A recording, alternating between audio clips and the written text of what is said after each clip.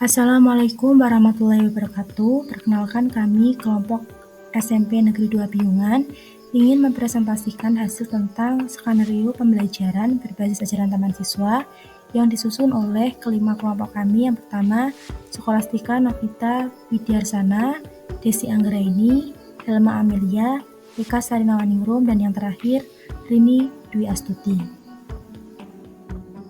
Untuk informasi rencana pelaksanaan pembelajaran, mata pelajarannya IPA kelas 8 semester gasal, materi dan submaterinya sistem peredaran darah manusia, yaitu bagian gangguan dan kelainan pada sistem peredaran darah dan upaya untuk mencegah dan mengatasinya. Kurikulum 2013 untuk alokasi waktunya 3 JP selama 2 pertemuan. Untuk kompetensi dasar, yang pertama menganalisis sistem peredaran darah pada manusia dan memahami gangguan pada sistem peredaran darah, serta upaya menjaga kesehatan peredaran darah. Selanjutnya, untuk indikator pencapaian kompetensi, yang pertama menganalisis penyebab gangguan pada organ peredaran darah manusia, yang kedua mengidentifikasi macam-macam penyakit pada organ peredaran darah manusia, yang ketiga, mengimplementasikan upaya pencegahan gangguan pada organ peredaran darah pada manusia. Untuk tujuan pembelajaran ada 3. Yang pertama, melalui kegiatan diskusi dan menonton video pembelajaran, peserta didik mampu menganalisis penyebab gangguan pada organ peredaran darah manusia dengan benar. Yang kedua, melalui kegiatan diskusi dan menonton video pembelajaran, peserta didik mampu mengidentifikasi macam-macam penyakit pada organ peredaran darah manusia dengan benar. Dan yang terakhir, melalui kegiatan diskusi dan menghasilkan karya, peserta didik mampu mengimplementasikan upaya pencegahan gangguan pada organ peredaran darah manusia dengan benar. Untuk model pembelajaran itu sendiri, kami menggunakan Project Based Learning atau PJBL. Metode pembelajaran yang digunakan diantaranya ada ceramah, diskusi kelompok, literasi, dan tanya jawab. Sedangkan pendekatan dalam pembelajarannya, kami menggunakan saintifik, pendekatan CRT, TARL, Merdeka, dan ajaran taman siswa. Kemudian skenario pembelajaran yang terintegrasi dengan ajaran taman siswa. Yang pertama, pendahuluan. Pada kegiatan orientasi, mengajak peserta didik untuk berdoa sebelum memulai pelajaran sesuai dengan keyakinan masing-masing. Salah satu penerapan dari ajaran taman siswa Ingarso Sumtulodo. Karena di sini guru di awal pelajaran mengajak peserta didik untuk berdoa sebelum melakukan kegiatan selanjutnya. Di sini guru memberikan contoh ketika berada di depan dan sebelum pembelajaran dimulai untuk selalu berdoa. Kemudian kegiatan apersepsi menanyakan tentang materi yang telah dipelajari sebelumnya, tentang faktor yang mempengaruhi frekuensi denyut jantung. Di sini termasuk penerapan dari 3N, Niteni, dan memberikan pertanyaan pemantik kepada peserta didik, yaitu salah satu penerapan dari Tuturi Handayani dan Trino atau ngerti. Kemudian pada kegiatan inti pertemuan pertama yaitu 1 jam pelajaran pada sintak pertanyaan mendasar penentuan proyek. Yang pertama, pemaparan materi oleh guru menggunakan PPT dan video pembelajaran, yaitu salah satu penerapan dari ajaran taman siswa 3N Niteni, Niroke, dan ajaran taman siswa Tringo, Ngerti, dan Ingarso Sumtulodo.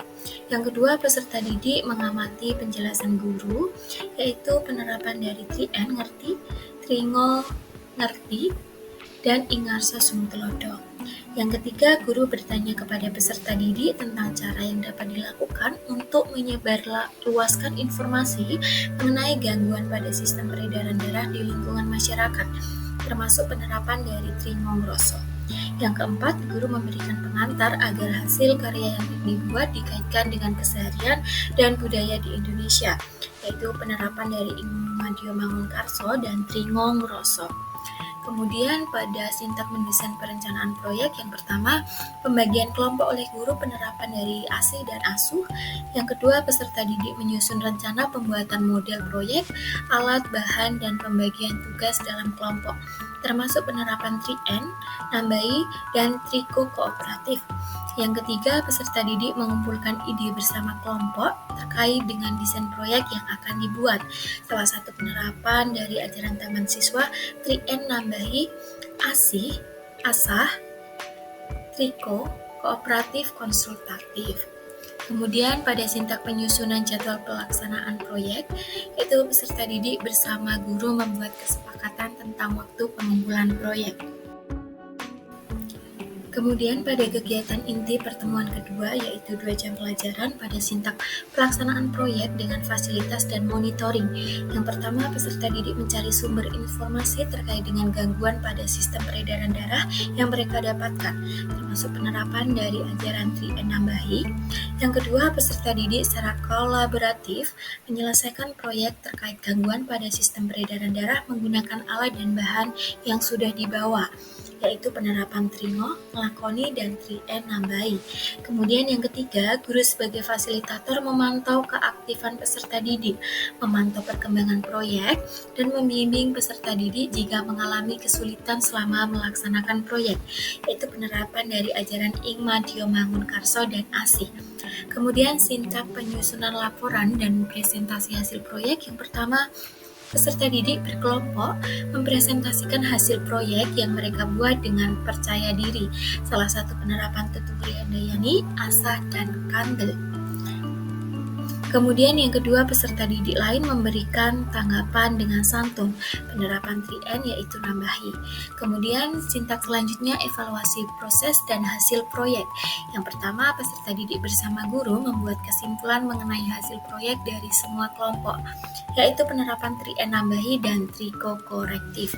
Kemudian yang terakhir, peserta didik bersama guru mengevaluasi proses dan hasil proyek, yaitu penerapan Triko korektif. Kemudian yang terakhir adalah kegiatan penutup. Kegiatan penutup di sini terdiri dari refleksi dan informasi kegiatan berikutnya. Yang pertama, guru bersama peserta didik melakukan refleksi pembelajaran. Salah satu penerapan ajaran Taman Siswa Triko yaitu korektif. Dan yang kedua, guru menutup pembelajaran dengan berdoa sesuai dengan keyakinan masing-masing dan mengucapkan salam khas Taman Siswa. Itu penerapan Ingmarso Sumbrodo dan penerapan salam dan bahagia.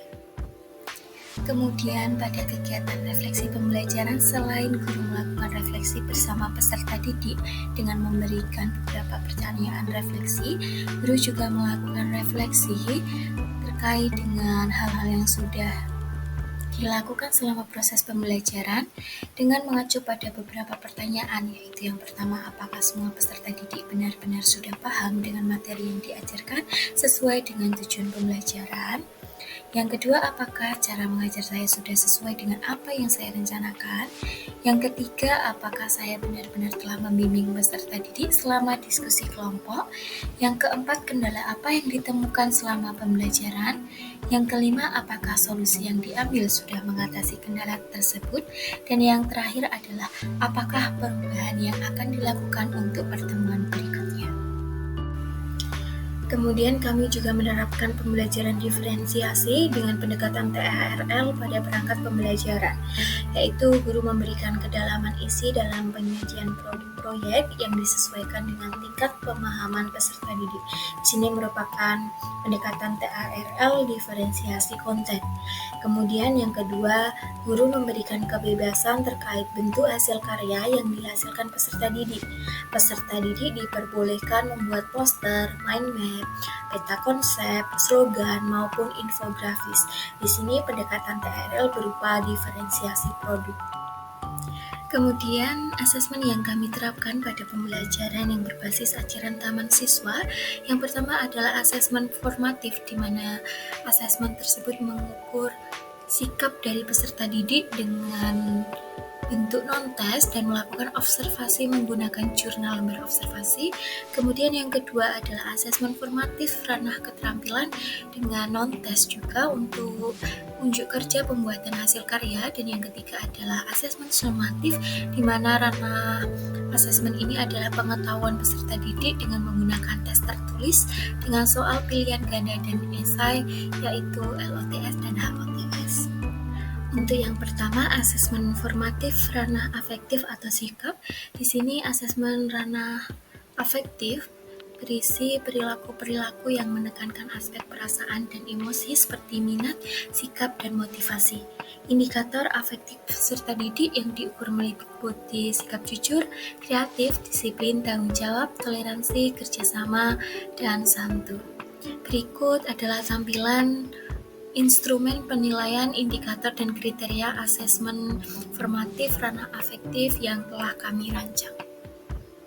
Kemudian asesmen formatif ranah psikomotorik yaitu berisi perilaku-perilaku yang menekankan aspek keterampilan motorik seperti menulis, melakukan, menggunakan, dan mengoperasikan. Dalam pembuatan tugas proyek kami dilakukan penilaian berdasarkan indikator desain, isi atau teks, ketercapaian pesan, dan bentuk fisik dari hasil karya yang dihasilkan. Berikut adalah untuk instrumen indikator dan kriteria asesmen formatif ranah psikomotorik yang kami terapkan pada rancangan pembelajaran berbasis ajaran Taman Siswa. Asesmen sumatif.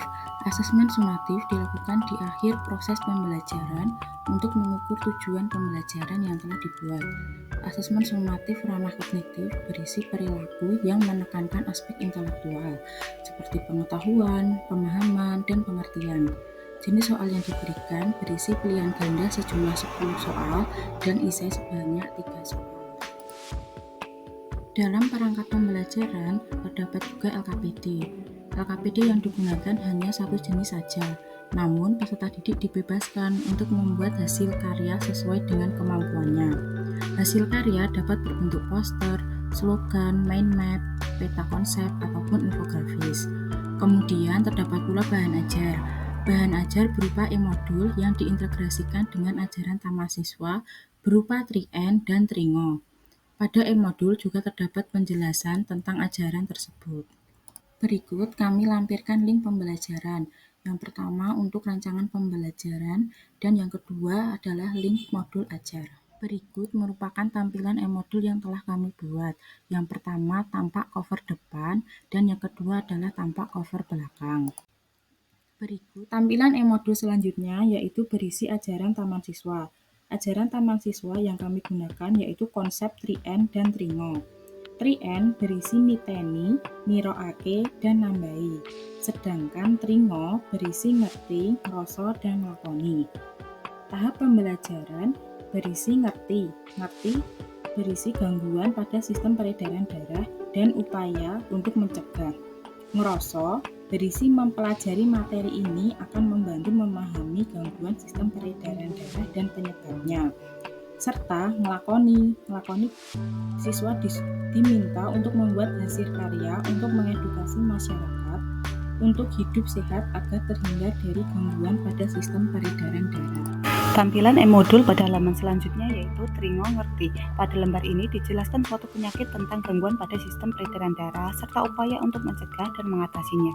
Pada modul ini diharapkan peserta didik dapat mengerti atau memahami materi yang disajikan dalam modul ini. Lalu Tringo ngroso. Pada halaman modul ini peserta didik melakukan refleksi diri apakah sudah menerapkan pola hidup sehat untuk mencegah suatu penyakit pada sistem peredaran darah.